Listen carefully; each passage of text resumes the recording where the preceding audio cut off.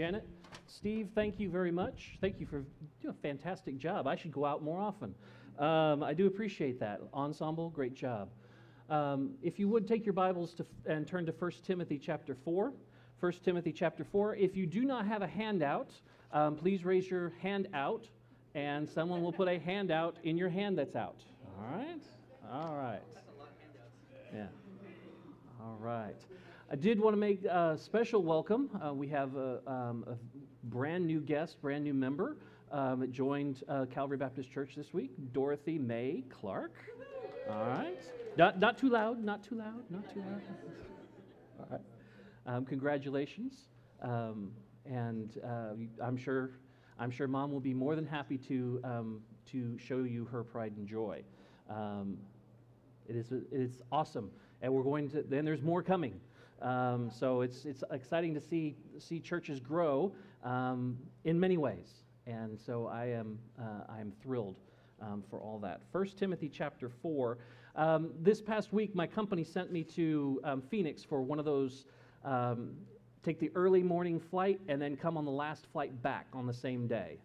And so on that affords me the opportunity just to kind of go over my sermon notes, since David asked me to fill in on this, and go over all this. So I'm sitting on the plane, I'm sitting in my seat, I've got the nice window seat, it's early morning, and an elderly lady comes in and sits next to me, and she sees my notes that are all scrawled out and everything along those lines. She sees that it's on the teen years, and we're chatting. I'm not typically a chatty person on an airplane, but she just she wouldn't stop pestering me.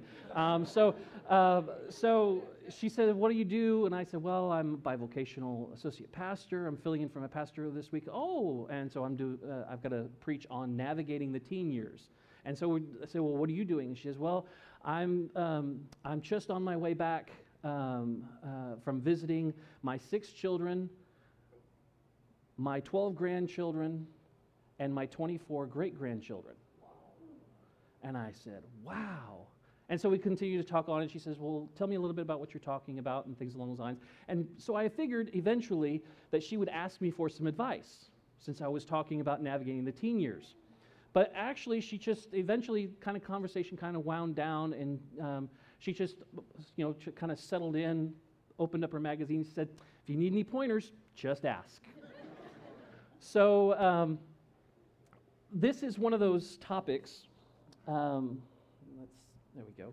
This is one of those topics that your parents tend to panic, and a lot of that is hysteria that's been ginned up by the media and by vindictive parents who just want to scare people. But it is something that is of concern, and that's what we'll be talking about, is how to navigate the teen years. Now, as I said just before the opening prayer, you may say, "Hey, I'm done with that. I don't have to worry about that. Not anymore." I want you to listen. I want you to listen, because there's going to be an opportunity for you to assist in this. You can still contribute to the development of our teenagers here at Calvary Baptist Church and also in your neighborhood. And I want you to, don't check out, please. And you may say, "Well, I don't have any teenagers." But if you've got little young ones running around, you will have teenagers. I promise you. So please pay close attention to what God has to say this morning in 1 Timothy chapter 12. You see, as parents, we're sometimes guilty of underestimating the potential and the abilities of our children, particularly our teenagers. In actuality, though, the teenage years are full of potential. Many young people have accomplished great things throughout history as teenagers. So, for example, Louis Braille, he invented the Braille system, that allows blind people to be able to read with their fingers. He did that when he was 15 years old.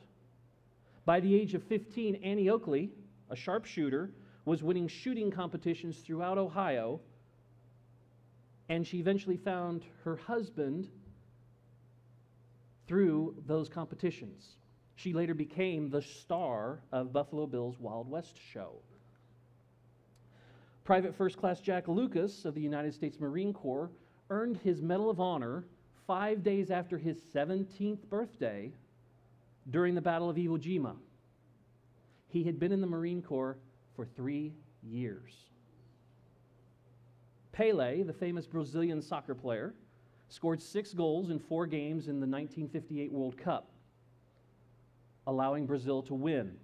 He broke all kinds of records when he did that. He was 17 years old. John D. Rockefeller, who to this day holds the record as the richest businessman alive when you account for inflation, he began his first company when he was only 19 years old. Steve Jobs began collaborating with Steve Wozniak on what would become Apple Corporation when he was 19 years old. And Bill Gates co-founded Microsoft when he was 19 years old. Now, this is just a sampling. Whether courage, ingenuity, sports ability, or initiative, young people are not as limited in their abilities as we sometimes think they are. The teen years, in fact, can be some of the most exciting and fruitful years of one's life. And if teenagers were able to accomplish these great things, motivated by money, power, or just the desire to succeed, what can our Christian young people do? They have the ability, they have the energy, they have the desire. What they need are parents who will believe in them and help them navigate through the temptations of teen life. So let's look at what you as parents and others as influencers can do to help make our teens' years fruitful. Number one, don't overlook the potential of the teen years. Don't overlook it. So if you have young children, you've surely heard it. Just wait till they become teenagers, because you'll see all these kind of things on Pinterest and Snapchat and all these other type of things. Sure enough, I want my children to be independent, headstrong people, just not when I'm raising them. Or, welcome to being a parent of a teenager. Prepare for a large amount of eye-rolling, emotional outbursts, and thoughts of running away. And that's just the parents. Okay? It's the cruelest statement parents of teenagers can make. And it causes many parents to dread what actually could become the greatest years of their child's life. And they do it before their child even reaches them. Some of this is in joking, but some you hear horror stories, and oh my goodness, are my teens going to do this? Do I need to lock them in a closet for until they're 30? You hear all those kind of things. But this could be the most productive of a child's life. And of course, someone goes to the library saying, hey, I'm trying to find books on raising teenagers. I've looked in medical, I've looked in self-help, I've looked in lifestyle, and the librarian says, well, try the horror section. Now, there are some struggles. I don't want to mitigate those. I don't want to just, dismiss them. There are struggles, and we will talk about those. But they are years of incredible potential. And parents and influencers, if you approach it from that perspective,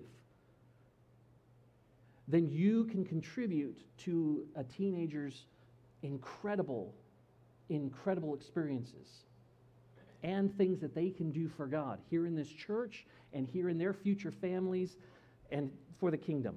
So let's look at 1 Timothy 4:12. You have the opportunity to influence.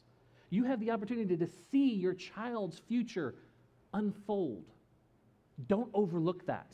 In 1 Timothy 4:12, Paul is writing to Timothy, and he's saying, let no man despise thy youth, but be thou an example of the believers in word, in conversation, in charity, in spirit, in faith, in purity. Tragically, we see parents more often than teenagers despise youth, seeing it only as a difficulty. For a teenager who has parents who are helping him set a 1 Timothy 4:12 pattern, the teen years are not to be feared, but to be enjoyed as a gift from God.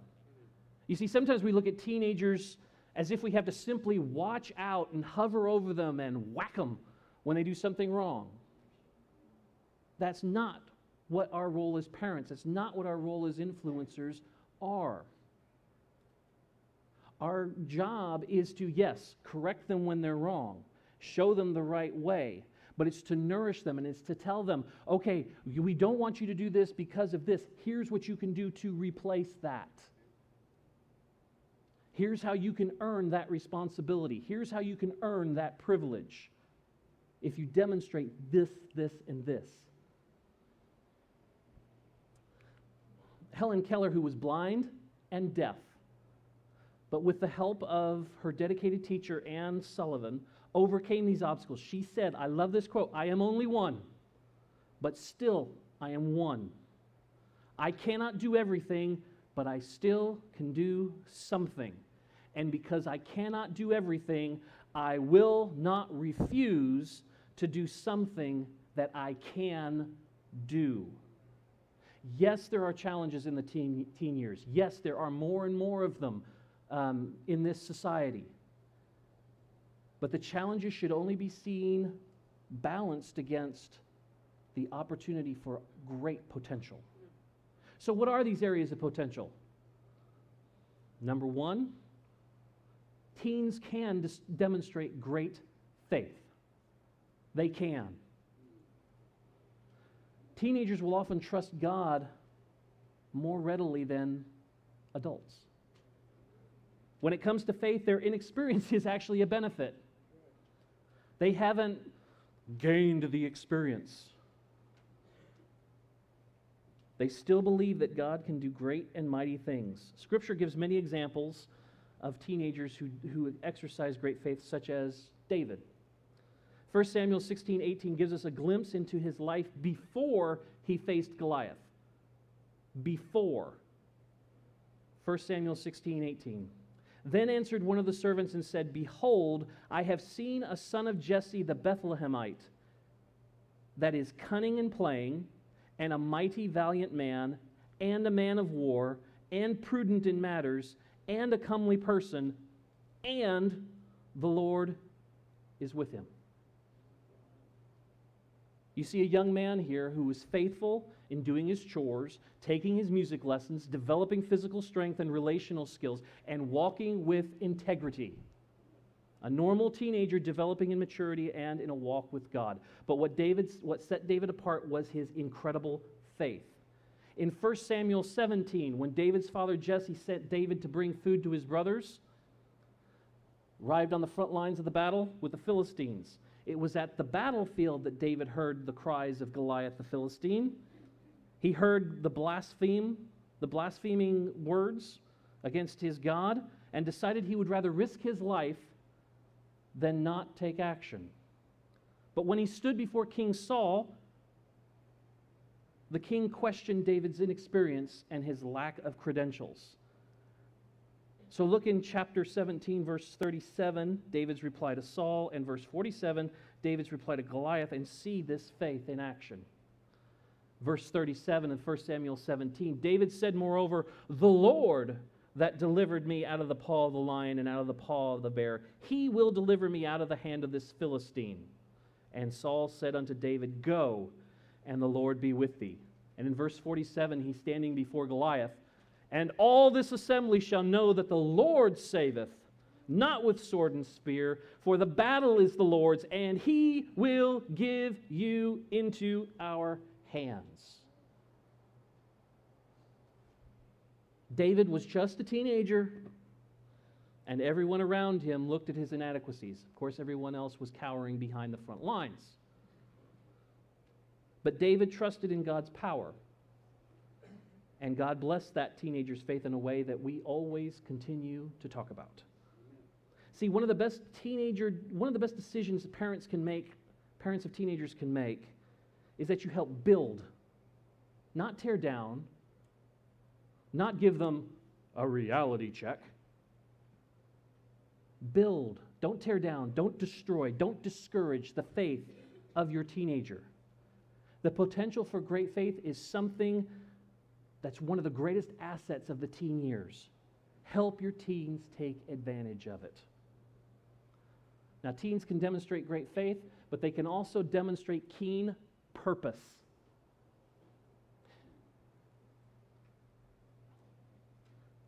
Teenagers have the opportunity to make godly decisions that will shape their lives for years to come. When a 13-year-old or a 16-year-old purposes to live for God, she sets out a direction that will guide her throughout life. When a 14 or a 15-year-old determines to keep himself pure, he sets a direction that will bring benefits throughout his marriage. Think of Daniel. Daniel purposed in his heart as a teenager, away from home, away from mom, away from dad, away from the society he knew. And he purposed that he would stay true to his God and to God's word. That one decision, that one single decision directed his entire future. If he had chosen a different path, we wouldn't know anything about him. We wouldn't have that example. Look in Daniel 1:8. But Daniel purposed. He made a vow to himself. He said, no way, this is my line. The Travis line in the sand. This is my line. That he would not defile himself with a portion of the king's meat, nor with the wine which he drank. Therefore he requested of the prince of the eunuchs that he might not defile himself.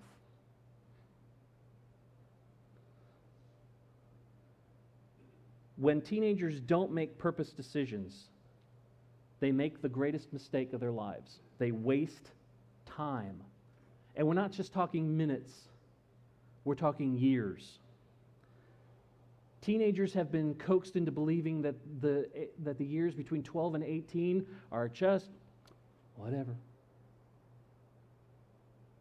But it's not the case. Teens who set a life purpose of dedication and obedience to God can seal their potential for high and godly pursuits. As you walk through the teen years with your children, help them see these years as having great opportunities for developing faith and making decisions that will shape their lives and their futures for good. So don't overlook the potential, but also don't ignore the pitfalls of the teen years. I would be naive to say there's no challenges of being a teenager. I was one. Granted, it was a long time ago. It was before the internet. But don't ignore them. They can be overcome. There's great potential in being a teenager, but there is great potential for making huge mistakes. There are vulnerabilities, there are temptations that are more prevalent as a teenager than in childhood. And although these are great pitfalls, the temptations do not come without grace or the ability to successfully navigate through them. Look at 1 John chapter 2 and verse 14. I have written unto you, fathers, because ye have known him that is from the beginning. I have written unto you, young men, because ye are strong, and the word of God abideth in you, and ye have overcome the wicked one. These young people that John referenced were strong because they knew and they internalized God's word, and it gave them power to overcome satanic temptations. So what are these pitfalls? What are these pitfalls, and how can you help your teenager avoid them? Number one, teenagers can lack a real relationship with God. A real relationship with God. There is a danger that a child can go to church every Sunday, can go to Sunday school, participate in the youth group, maybe even go to a Christian school, be homeschooled, and know the things of God by rote. They could memorize entire books of the Bible and not live them out in experience. He may be genuinely saved, but may not have grown in developing a personal relationship with God. Not really don't know how to talk to God, know how to listen to God, how to spend time in prayer, how to have a walk with God. As a result, as a young adult, he'll flounder and he'll backslide. In one of Pastor's earlier messages, we saw that parents must have a real walk with God. But here we see that at some point it has to become more than daddy's faith and mama's belief. It has to become personal. You see, the instructions in Mark chapter 12, verse 30 aren't just for adults only. Look at that. And thou, you, shall love the Lord your God, with all your heart, and with all your soul, and with all your mind, and with all your strength. This is the first commandment. Your teenager needs to develop disciplines, spiritual disciplines of a walk with God for herself. She needs personal time with God, regular teaching and preaching of God's Word, and opportunities to prove her faith. We saw earlier in this lesson about the great faith of David. Yet David's son Solomon, did he just magically through osmosis? You know, just because my dad was this powerful, faithful man after God's own heart, did that necessarily make Solomon one? No. Solomon had to do that himself. Look at what David said to Solomon as he's about to hand over power in 1 Chronicles 28, verse 9. And thou, Solomon, my son, know thou the God of thy father, and serve him with a perfect heart and with a willing mind. For the Lord searcheth all hearts, and understandeth all the imaginations of the thoughts. If thou seek him, he will be found of thee. But if thou forsake him, he will cast thee off forever. The statistics for teenagers keeping the faith aren't very good. A professor at Princeton University, Kendra Dean, wrote a book called Almost Christian about the weakening of Christianity among teenagers in the United States. Her conclusions were that these teenagers had a feel-good belief, but not a personal walk with God. She surveyed 3,300 teenagers between the ages of 13 and 17. Of those surveyed, 75% claimed to be Christian, but less than 50% of those actually practiced their faith, and only 50% of those considered their faith important. So what happened to the others? Could it be that somewhere along their lives, in their lives, they never began their own pursuit of God?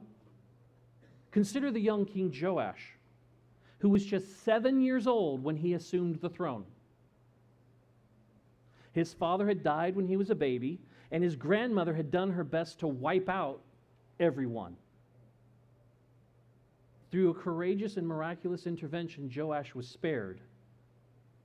He was hidden in the temple. A godly priest by the name of Jehoiada then crowned Joash the king when he was just 7 years old. Jehoiada, the priest, was a man of courage and conviction, and he invested himself into the young Joash. For the first several years of his reign, things looked good for Joash. Look in 2 Chronicles 24, verse 2.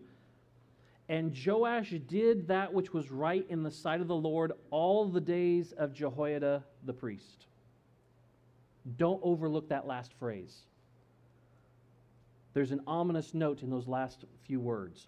All the days of Jehoiada the priest. Unfortunately, when Jehoiada died, he turned his back on following the Lord. His final rebellion against God and his prophets revealed that Joash didn't truly follow God for himself. Daddy's faith is important. Mama's beliefs are vital. But at some point, teenagers need to walk with God on a personal level if they are going to continue in their faith. You need to influence your teens for God, absolutely. And in addition, here's the point we miss.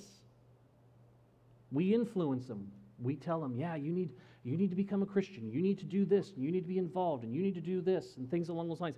But we need to encourage them to develop a personal walk with God. So what's the other pitfall?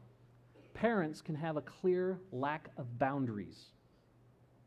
Or, a lack of clear boundaries.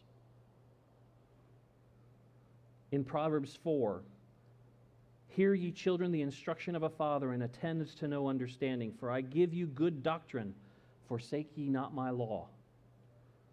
Now, teenagers tend to push back on any boundaries, sometimes forcefully. You'll tell your daughter to hold a certain standard in her clothing, and she'll nudge, she'll push that standard back. You'll tell your son, have your hair cut a certain length, and he'll check to see if you really mean it. Be respectful of your children, but don't let them treat you like you are the roadblock to their roller coaster of fun. They still need you to hold firm boundaries. When you set a rule, a curfew, or a time to do homework, stick to it. Families living in dysfunction seldom have healthy boundaries. They may say they do.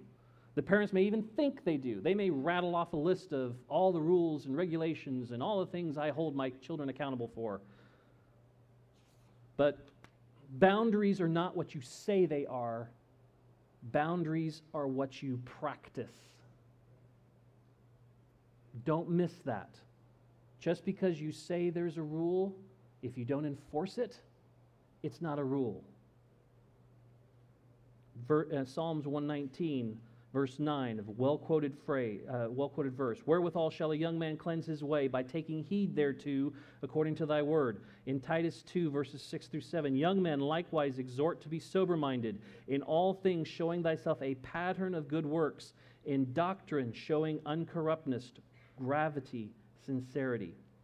Well-placed boundaries represent awareness, knowing where the limits are, and respect, staying within those limits.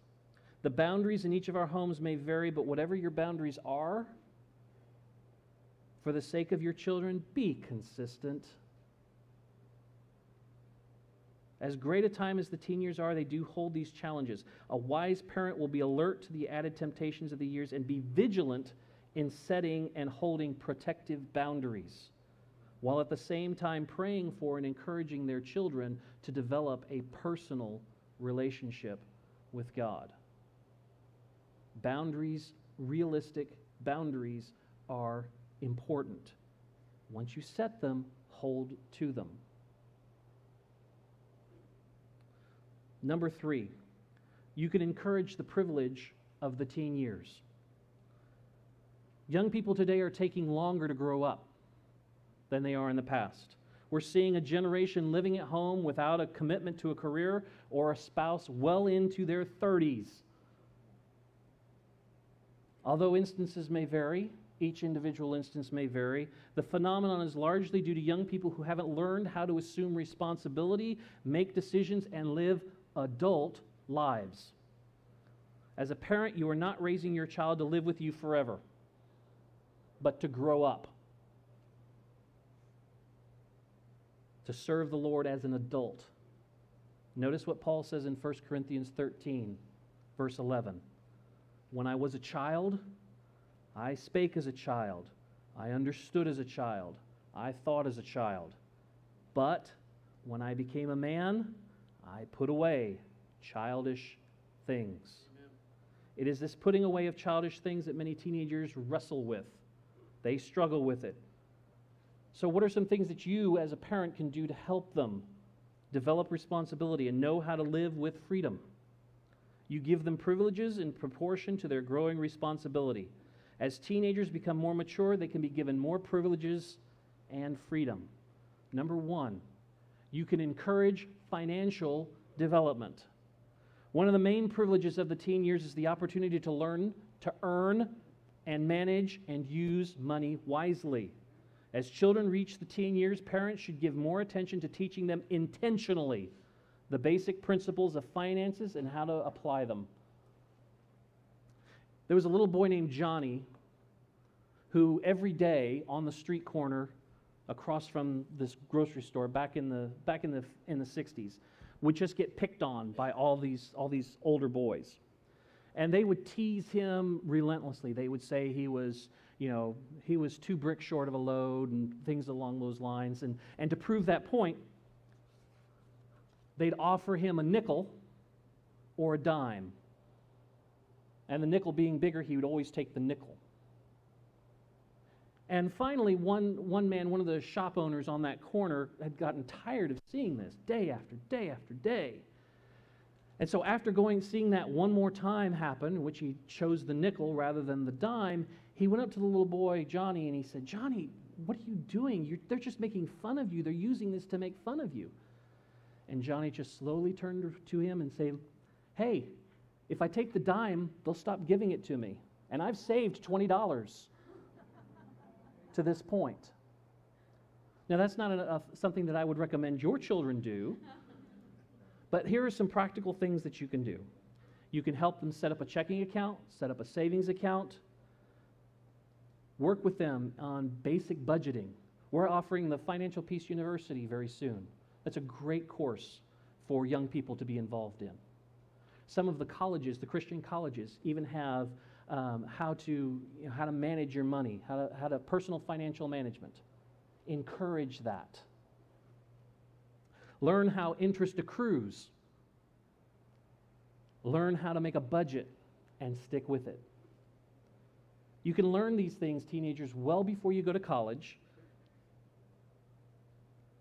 Most parents wish they could give their children more in the way of finances. You wish you pay for their entire college bill. You wish you could buy them their first car. You wish you could buy them their first house. But instead of doing that, you can do something better. You can teach them how to earn and manage money. No matter how much or how little your teenagers have, they need to learn to be faithful stewards of what God gives them. In Luke 16, we read in verse 10, "He that is faithful in that which is least is faithful also in much, and he that is unjust in the least is unjust also in much." You've heard of the athletes who, once they reach their first multi-million-dollar contract, blow it. There have been countless stories just recently. If you watch ESPN or things along those lines, in which they've gone back and said, "Man, this guy got a $100 million contract and he has no money whatsoever." What happened? No one sat down with him as a young person and said, "This is how you budget. This is how you're going to get all these millions of dollars, and you're going to have all these friends, and they're going to just suck you dry." No one explained that to them until it was too late. Protect your children from hurtful financial habits by allowing them to begin handling money when there is much less at stake than a family or a whole bunch of bills. Number 2, you can encourage personal responsibility. There are great privileges that come with the teen years, but with great privilege, sounds like a movie theme, with great privilege comes great responsibility. What are some ways that you can give teens personal responsibility and the freedom that comes along with it? Number 1, let them get their driver's license. Learning how to drive can be a great experience for parents and children, but it can also be a time of great heart palpitations, sweaty knuckles, and holes through the floor as you're pushing on the brake. But once your teen has a license, being able to go out on their own, that's a sense of freedom. That's a huge step in a direction of independence. They can also spend time with friends from church. As your teenagers grow older, particularly when they're juniors and seniors, you may decide to let them spend time with their friends on their own, meeting for coffee or going shopping. Now, you should still know who they are. You should still know what they're all about. We'll talk about that in a minute, and where they'll be going. And you should be the one responsible for the time constraints and those curfews. They can also grow in responsibility, gaining extra privileges. As they demonstrate expanded responsibility, grant them extra privileges. So many teens today skip their homework, play computer games until the wee hours of the morning, carry zero weight of household responsibility and then demand freedom. It doesn't work that way in real life. It doesn't. And your teenager should learn that before adulthood.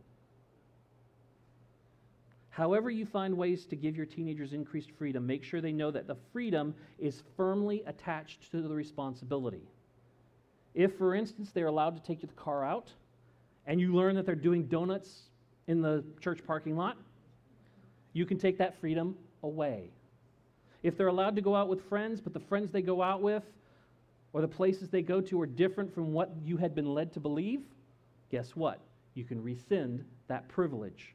Your heart should be to increase your teens' privileges, encouraging them to put away childish things.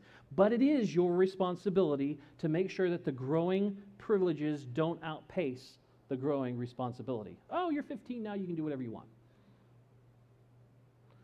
As your teenager matures, allow them to handle their own issues. If it's a serious issue at work or a serious issue at school or things along, I mean truly serious, obviously step in.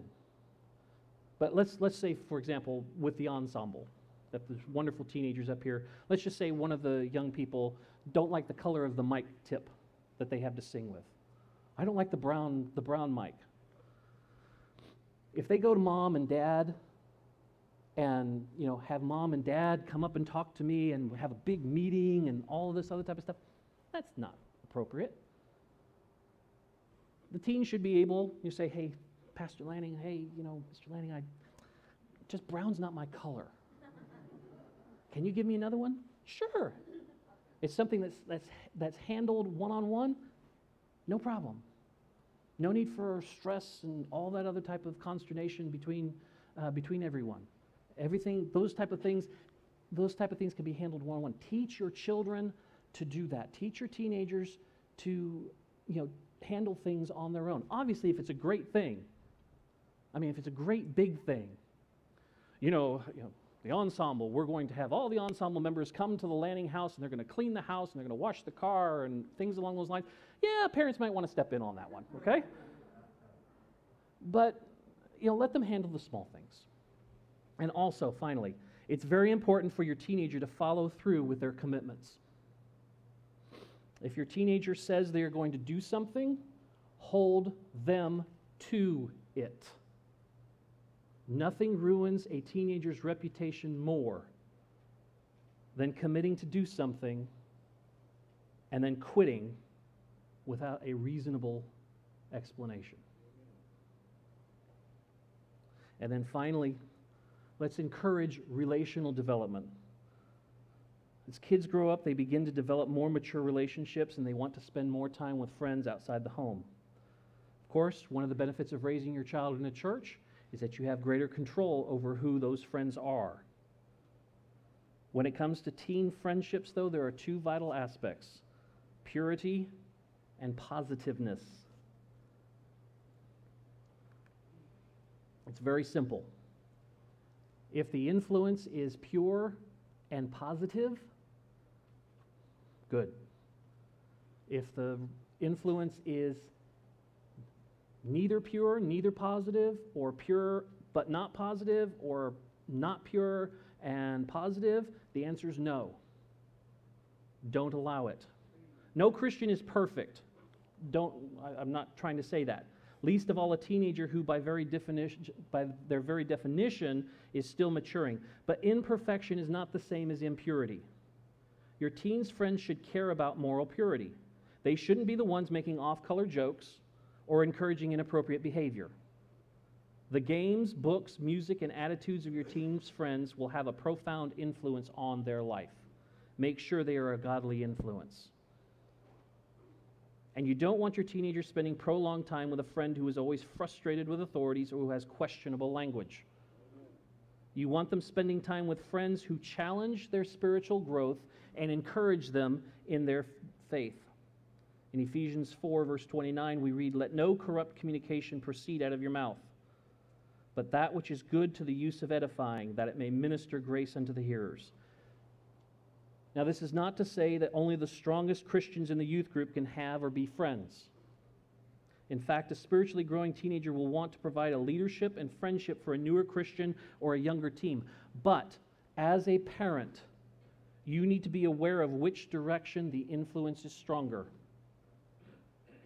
And of course, you do that by spending time with them. If you sense that your teenager is being pulled down in a relationship, you need to lessen the time they spend together to minimize that influence. In Proverbs 27, verse 17, we read, "Iron sharpeneth iron, so a man sharpeneth the countenance of his friend." Make sure your teenager's friends are helpful, sharpening influences on his life. Henry Ford had a good guidance on this. He said, "My best friend is the one who brings out the best in me." Those are the friendships, those are the relationships you want to cultivate. So let me close with this quote from Marlee Matlin. You may not agree with her politics, you may not agree with some of her attitudes, but I thought this was a great quote.